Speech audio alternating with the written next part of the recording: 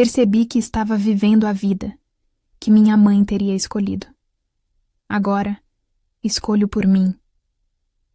O ar frio da noite de outono corta meu rosto como navalha, mas a dor física é um sussurro distante comparado ao rugido ensurdecedor dentro de mim. Meus dedos estão brancos, cerrados com uma força que não sabia possuir em volta do cabo metálico e frio do pé de cabra. Ele parece pesado, denso, uma extensão feia e brutal da fúria que me consome.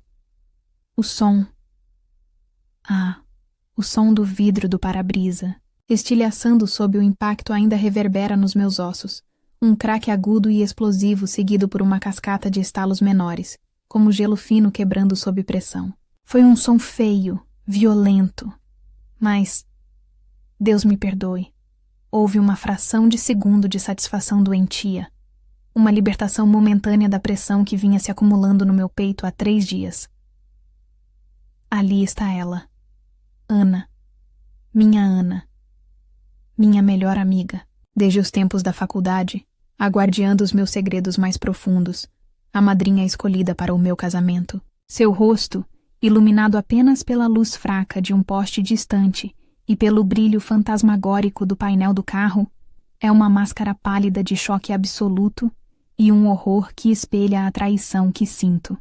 Seus olhos, normalmente tão cheios de riso e cumplicidade, estão arregalados, fixos nos meus através da teia de aranha de vidro quebrado que agora nos separa. Vejo seus lábios se moverem, formando palavras inaudíveis, talvez meu nome, talvez uma pergunta, mas o único som que registro é o martelar frenético do meu próprio coração contra as costelas, um tambor de guerra bombeando uma mistura tóxica de traição pura, dor lancinante e uma raiva tão primordial que sinto seu gosto metálico e amargo na parte de trás da garganta. O cheiro da rua, asfalto úmido, folhas em decomposição, o leve odor de escapamento, parece intensificado, misturando-se ao cheiro quase imperceptível do medo que emana dela. Vocês devem estar se perguntando como cheguei a este ponto. Como a Júlia, que planejava meticulosamente cada detalhe do seu casamento de conto de fadas, que escolhia paletas de cores e provava bolos com um sorriso radiante, acabou aqui, numa rua escura, com uma ferramenta de destruição na mão e o rosto da sua melhor amiga desfigurado pelo pânico à sua frente. Acreditem, às vezes nem eu mesma reconheço a mulher que se reflete nos fragmentos de vidro. Mas tudo tem um começo. E o meu inferno pessoal começou 3 dias antes, numa terça-feira cinzenta e chuvosa, que prometia ser igual a tantas outras. 3 dias atrás, eu ainda vivia numa bolha. Uma bolha cuidadosamente construída, não apenas por mim, mas pelas expectativas alheias, principalmente as da minha mãe. Era a vida perfeita. Um noivo bonito e bem-sucedido, Marcos. Um apartamento decorado como capa de revista. Um casamento se aproximando. E Ana, a amiga leal, sempre ao meu lado. Lembro-me de pensar, enquanto organizava os convites na mesa da sala naquela manhã, que tudo parecia encaixado demais. Como peças de um quebra-cabeça que outra pessoa montou para mim. Havia uma sensação subjacente, quase imperceptível, de que eu estava seguindo um roteiro, vivendo a vida que minha mãe teria escolhido, não necessariamente a que eu desejava no fundo da alma. Mas quem era eu para reclamar? Eu tinha tudo, não tinha? Afastei essa sombra de dúvida como sempre fazia. A bolha estourou com a banalidade de um celular esquecido. Marcos saiu apressado para uma reunião. O beijo de despedida rápido, quase distraído.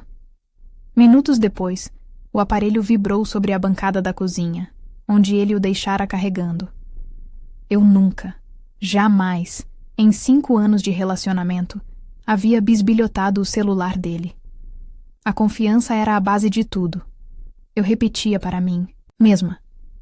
Mas algo na urgência da vibração, na tela acesa mostrando uma notificação de mensagem, me paralisou. Era dela, Ana.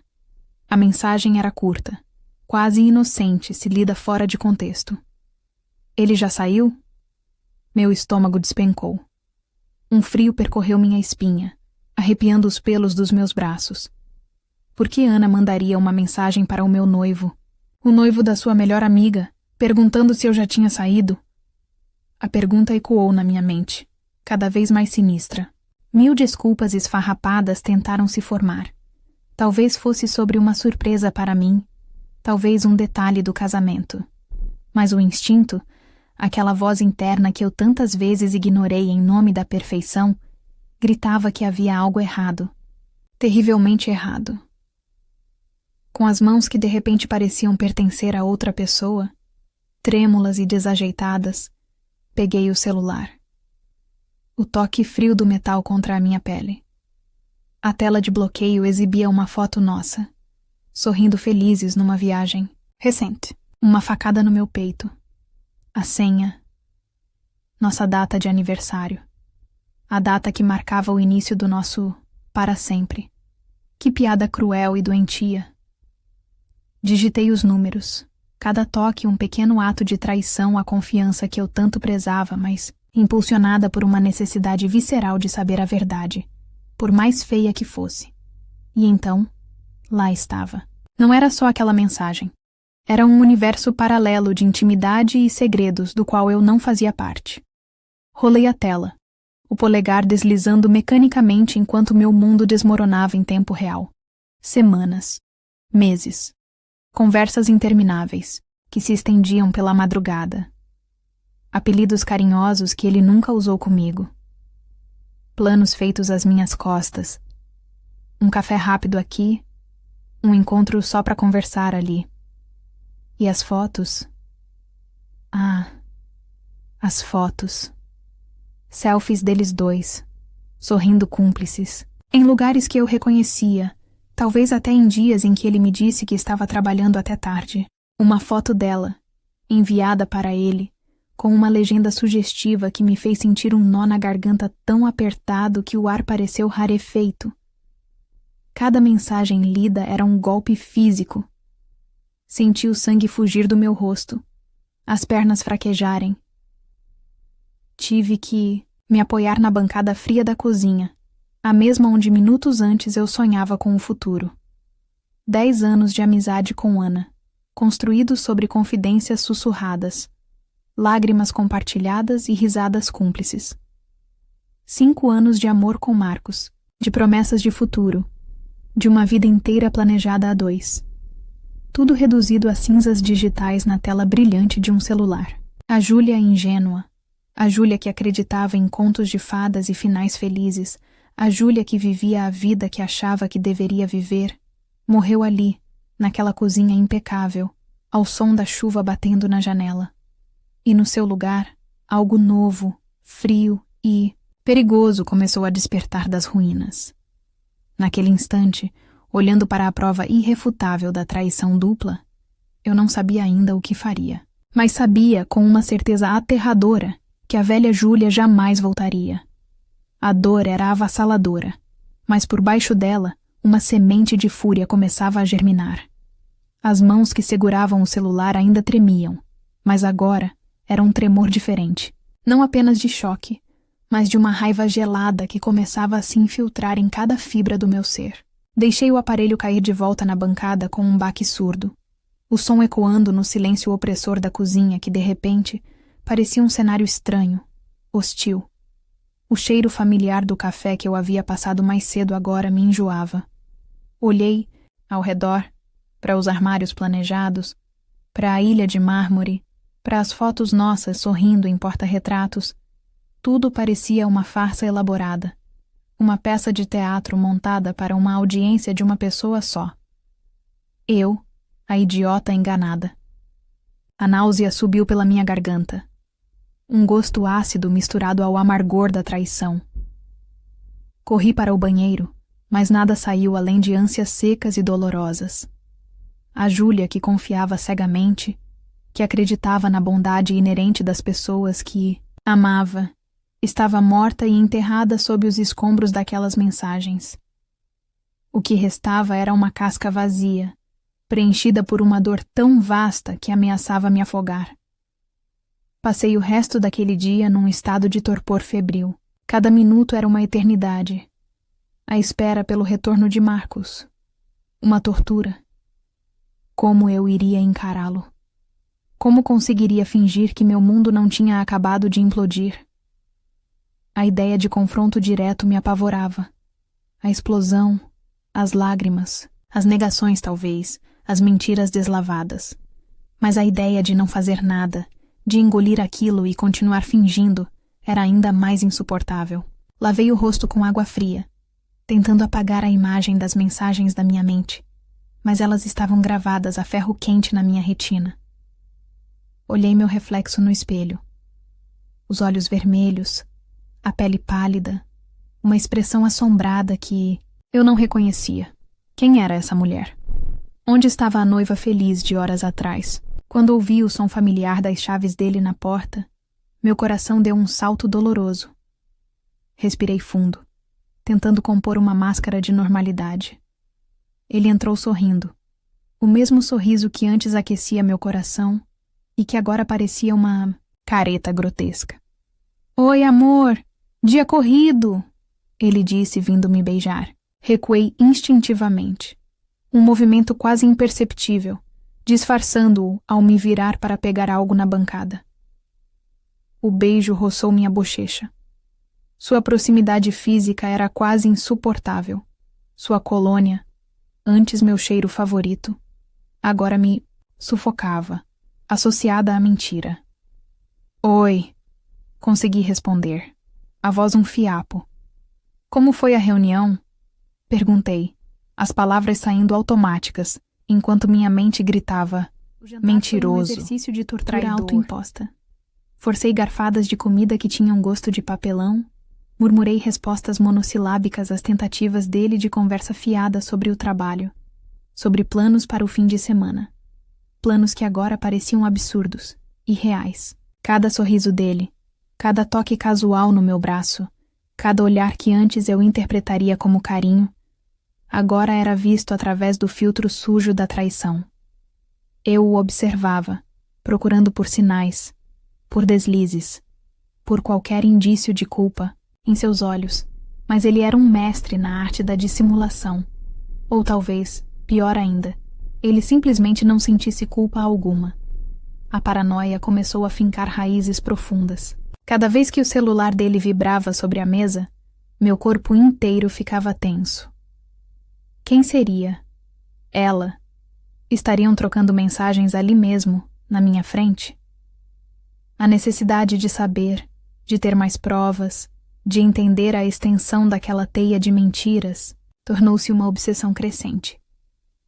Naquela noite, deitada na cama ao lado dele, fingindo dormir, senti a distância entre nós como um abismo intransponível. O calor do corpo dele, que antes me trazia conforto e segurança, agora parecia irradiar falsidade. Cada respiração dele era um lembrete da sua traição. O sono não veio. Fiquei de olhos abertos na escuridão, repassando as mensagens, as fotos, tentando encontrar alguma lógica na loucura, alguma explicação que fizesse menos mal. Mas não havia. Era traição pura e simples, da pior espécie, vinda das duas pessoas em quem eu mais confiava no mundo. No dia seguinte, a tensão era palpável. Eu me movia pela casa como um fantasma, respondendo com o mínimo necessário, evitando o olhar dele. Ele parecia notar minha distância. Perguntou se eu estava bem, se algo havia acontecido. Só cansada, menti, a palavra arranhando minha garganta. A mentira era agora minha companheira constante, um escudo frágil contra a verdade devastadora. E então, à noite, aconteceu. Estávamos na sala, um silêncio pesado pairando entre nós. A TV ligada num programa qualquer que nenhum de nós assistia. O celular dele tocou. Ele olhou para a tela e viu uma mudança sutil em sua expressão. Um rápido lampejo de algo que poderia ser nervosismo? Culpa? Ele se levantou abruptamente. Preciso atender essa. É do trabalho, disse, a voz um pouco apressada demais, e foi para o escritório, fechando a porta atrás de si. mas ele não a fechou completamente. Uma fresta mínima permaneceu aberta. Meu coração começou a bater descompassado. Trabalho? Ou ela? Impelida por uma força que superava meu medo e minha hesitação, levantei-me silenciosamente e me aproximei da porta. Colei o ouvido na madeira fria, prendendo a respiração, esforçando-me para ouvir por cima do som abafado da TV. A voz dele era um sussurro baixo, quase inaudível. Mas então, ouvi. Uma risadinha abafada do outro lado da linha. Uma risada que eu conhecia tão bem quanto a minha própria. Era ela. Ana. Consegui captar fragmentos da conversa. Palavras como amanhã, mesmo lugar, temos que ser cuidadosos, cuidadosos. A palavra explodiu na minha mente como uma granada. A preocupação deles não era comigo, com a minha dor, com a destruição que estavam causando. A preocupação era apenas em não serem descobertos, em manterem seu pequeno caso sórdido em segredo. Ali, escondida na minha própria casa, ouvindo meu noivo e minha melhor amiga tramando pelas minhas costas, senti uma onda de fúria tão avassaladora que minhas unhas cravaram fundo na palma da minha mão. A dor física um contraponto bem-vindo à agonia emocional. O sangue ferveu nas minhas veias. A vontade de arrombar aquela porta, de gritar, de expor os dois, era quase incontrolável. Mas algo me deteve. Uma nova sensação, fria e afiada, começou a cortar através da névoa vermelha da raiva. Confrontá-los agora? Dar a eles a satisfação de me verem despedaçada? Não. Aquilo seria fácil demais para eles. A dor que eles me infligiram merecia mais. Merecia ser devolvida. Talvez não na mesma moeda, mas de uma forma que eles jamais esquecessem. Naquele corredor escuro, ouvindo os sussurros da traição, a questão deixou de ser se eu faria algo. Mas o quê? A vítima começava a dar lugar a algo mais sombrio, mais determinado. A semente da vingança, plantada no dia anterior, começou a brotar, alimentada pela dor e pela raiva. Eu ainda não sabia como, mas eles iriam pagar. Ah, se iriam. O gosto amargo na minha boca não era mais só de dor, mas também de uma resolução sombria que começava a tomar forma. A noite após a ligação foi um borrão de insônia e fúria silenciosa. Deitada ao lado de Marcos, sentindo o calor do corpo dele como uma ofensa, minha mente era um turbilhão. A conversa sussurrada ecoava sem parar. Amanhã, mesmo lugar, cuidadosos. Cada palavra era um prego enferrujado cravado mais fundo na minha carne. A vontade de sacudi-lo, de gritar as acusações na cara dele, era quase física, uma coceira sob a pele. Mas a imagem do rosto chocado de Ana, a possibilidade de suas lágrimas de crocodilo, a humilhação de expor minha dor para que eles pudessem, talvez até se sentir justificados. Não. Aquela parte fria e calculista que nasceu da dor sussurrava. Espere. Observe. Entenda a extensão total antes de agir. O que eu deveria fazer? Confrontar Ana primeiro? Mandar uma mensagem ácida, encontrá-la para um café e jogar a verdade na cara dela? O pensamento me deu um arrepio de satisfação vingativa, imaginando seu rosto desmoronar. Mas e depois? O escândalo, a perda não só dela, mas potencialmente de todo o nosso círculo social, as perguntas inevitáveis, os olhares de pena. E Marcos? Confrontá-lo significaria o fim imediato, a explosão que eu temia, mas talvez também ansiava. Significaria destruir a fachada da minha vida perfeita de uma vez por todas. A vida que percebi com uma clareza dolorosa naquela noite. Escura, eu vinha vivendo mais para agradar aos outros, especialmente minha mãe, do que a mim mesma. A ideia de explodir tudo era assustadora, mas também libertadora? No entanto, a dúvida persistia. E se eu tivesse entendido mal a ligação? E se houvesse uma explicação inocente, por mais improvável que parecesse? A pequena voz da velha Júlia, a que queria desesperadamente acreditar no melhor, ainda sussurrava. Eu precisava de certeza absoluta. Precisava ver, precisava testemunhar a traição com meus próprios olhos, por mais autodestrutivo que isso fosse. A ideia se formou lentamente, uma semente venenosa na minha mente. Ir até o mesmo lugar deles, o nosso café. Na tarde seguinte, o sol brilhava ironicamente, zombando da escuridão que havia se instalado na minha alma. Dirigi até o bairro, do café, as mãos apertando o volante com tanta força que os nós dos dedos ficaram brancos. Cada semáforo vermelho era uma tortura, prolongando a agonia da antecipação. Meu estômago estava revirado, uma mistura de medo e uma determinação sombria. Parte de mim queria dar meia volta, voltar para casa e fingir que nada daquilo estava acontecendo. Mas a outra parte, a parte ferida e furiosa, me impelia para a frente. Eu precisava da confirmação visual. Precisava que a última gota de esperança fosse esmagada para que eu pudesse finalmente parar de duvidar e começar a agir. Estacionei a 2 quadras de distância, o coração martelando contra as costelas. Caminhei devagar, sentindo o olhar das pessoas na rua, como se todos soubessem o meu segredo humilhante. A fachada familiar do Café das Orquídeas, nosso refúgio por tantos anos, pareceu de repente sinistra. Respirei fundo e olhei pela janela, ampla. E lá estavam eles. Numa mesa no canto mais discreto, banhados pela luz dourada da tarde que entrava pela janela, estavam Marcos e Ana. Não havia como confundir. Não havia como interpretar mal. A intimidade entre eles era palpável. Uma aura quase visível de segredo compartilhado e desejo mútuo. Eles riam. Ana jogou a cabeça para trás, rindo de algo que ele disse. A mão dele pousada casualmente sobre a dela na mesa. Então, ele fez algo que me atingiu como um raio. Estendeu a mão e passou os dedos pelos cabelos dela, afastando uma mecha do rosto, exatamente do jeito que ele costumava fazer comigo nos nossos momentos mais ternos.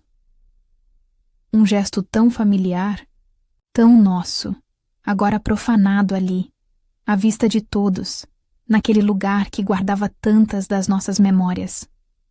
Ana inclinou a cabeça, sorrindo para ele com uma adoração que me revirou o estômago.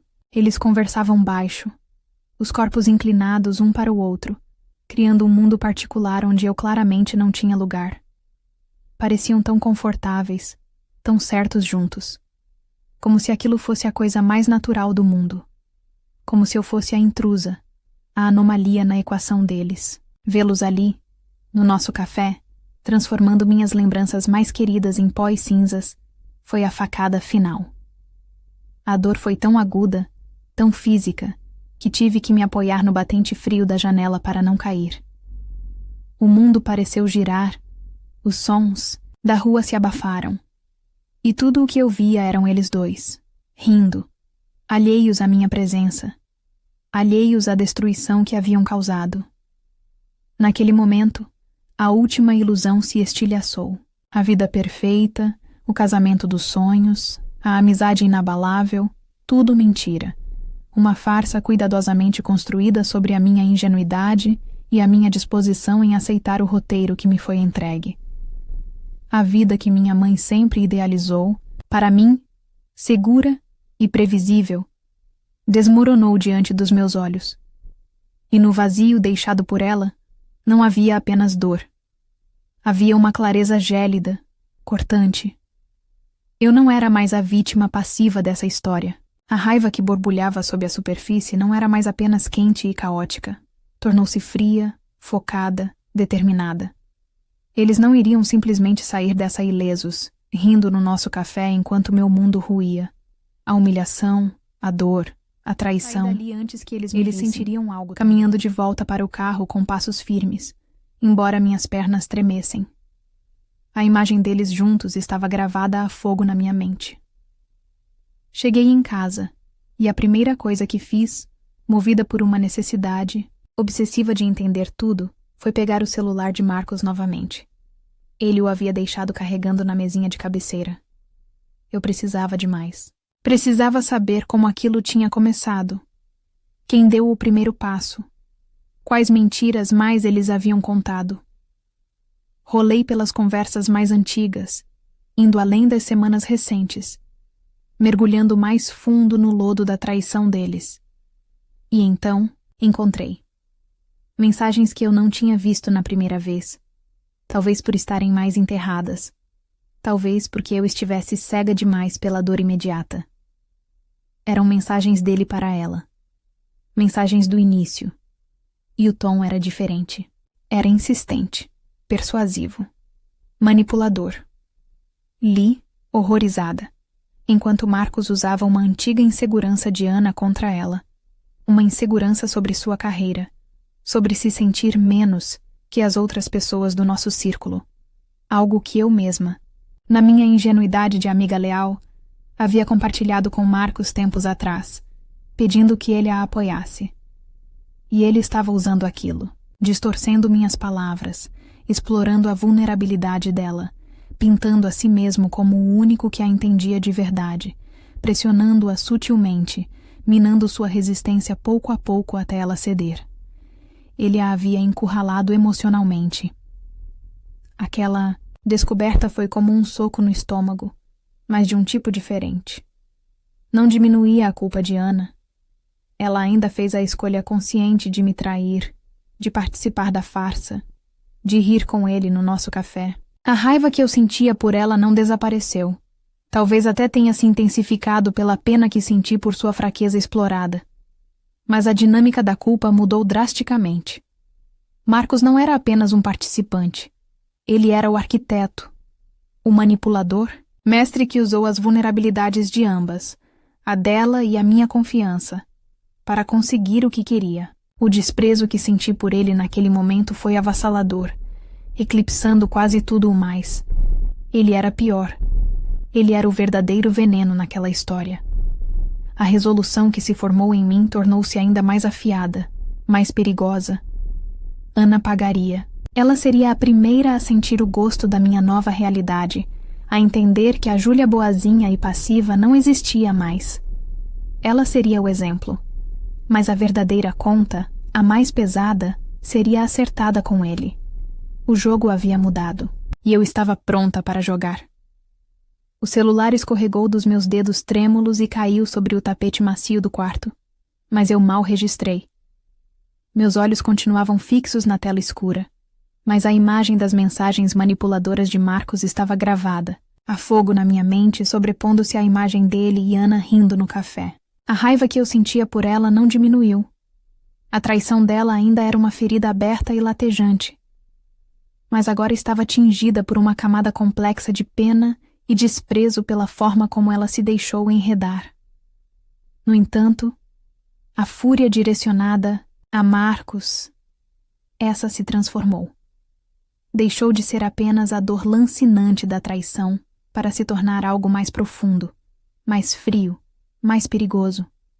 Um desprezo absoluto e uma sede de justiça que beirava a vingança calculada. Ele não era apenas um traidor.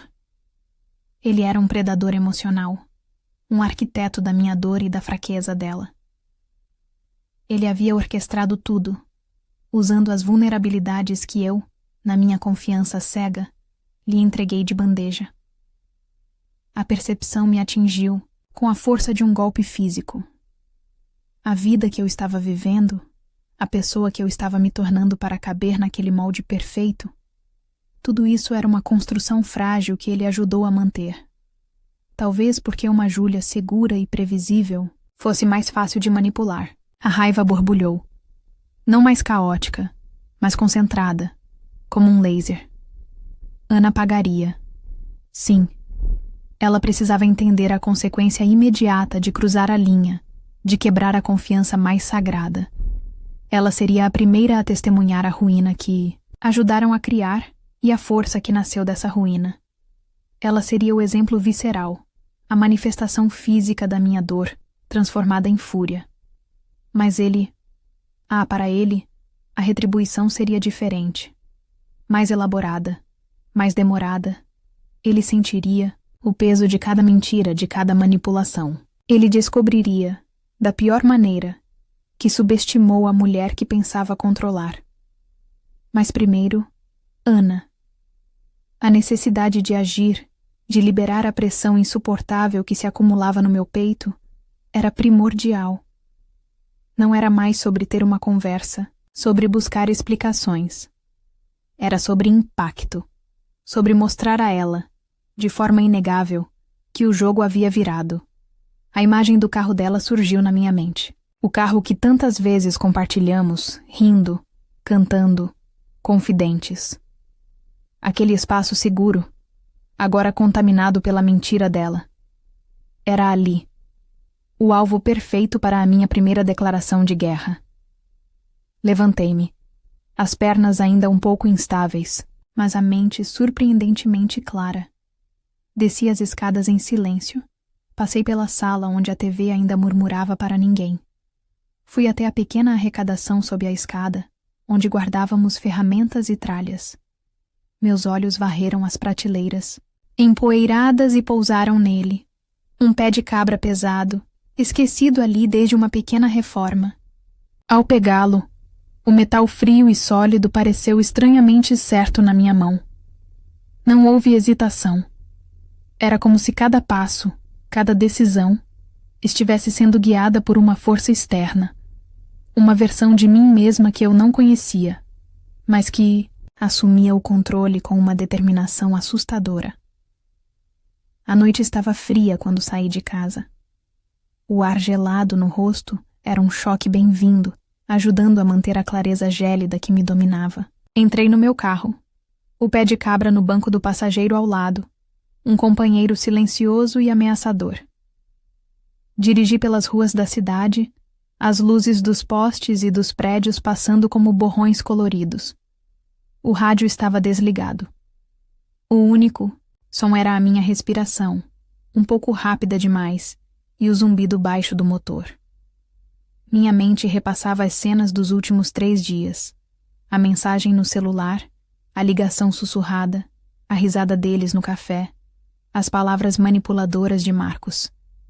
Cada imagem alimentava a chama fria da minha resolução. Não havia mais espaço para dúvida ou medo, apenas para a ação iminente. Eu estava cruzando uma linha, sabia disso. Estava deixando para trás a Júlia boazinha, a noiva perfeita, a Ais, amiga compreensiva. E não sentia remorso. Sentia uma estranha e sombria libertação. Cheguei à rua dela. Estacionei um pouco mais adiante, sob a sombra de uma árvore grande, e observei. As luzes do apartamento dela estavam acesas. Imaginei-a, lá dentro, talvez falando com ele ao telefone, talvez revivendo o encontro no café, alheia à tempestade que se aproximava. Esperei alguns minutos, o pé de cabra pesado no meu colo, até que a vi sair do prédio. Sozinha. Ela caminhou até o carro dela, estacionado ali na rua. Era agora. Saí do meu carro, o coração batendo forte contra as costelas, mas os passos firmes no asfalto. Ela estava destrancando a porta do carro quando me viu. Seus olhos se arregalaram ligeiramente, surpresa por me ver ali, àquela hora. Talvez um lampejo de culpa tenha passado por seu rosto, mas antes que ela pudesse formular uma palavra, antes que a máscara de normalidade pudesse se assentar, eu já estava sobre ela. Não disse nada. Não havia nada a dizer naquele momento que as palavras pudessem expressar. Apenas ergui o pé de cabra. O movimento foi fluido, quase ensaiado na minha mente tantas vezes. O peso do metal, a força do meu braço impulsionada por dias de dor reprimida e fúria crescente. O impacto contra o vidro foi ensurdecedor no silêncio da rua. O craque inicial, seguido pela teia de aranha se espalhando como um raio, e o som, agudo dos estilhaços caindo sobre o capô. Ana deu um grito abafado, recuando instintivamente contra a porta do carro, as mãos erguidas como se para se proteger de mim, não do vidro. E isso me traz de volta aqui. Parada sobre o para-brisa estilhaçado, o pé de cabra ainda vibrando levemente na minha mão. O ar frio corta meu rosto, mas mal sinto. Só sinto o pulsar da adrenalina e da raiva. O rosto de Ana, uma máscara pálida de choque e horror atrás do vidro quebrado, lentamente me encara. Deliberadamente, abaixo o pé de cabra. O metal pesado bate de leve contra o asfalto molhado, o som ressoando na quietude tensa. Meus olhos não desviam dos dela. Sinto meu corpo inteiro tremer, não de frio ou medo, mas de uma intensidade recém-descoberta, uma força que emergiu das cinzas da minha antiga vida. Minha voz, quando finalmente falo, sai baixa, rouca, carregada com todo o peso da traição e da transformação que sofri. Você... Começo, e preciso engolir em seco para controlar o tremor, o gosto amargo da bile ainda presente. Você não sabe nem a metade do que sou capaz. As palavras pairam no ar frio entre nós, não como uma explicação, mas como uma promessa sombria.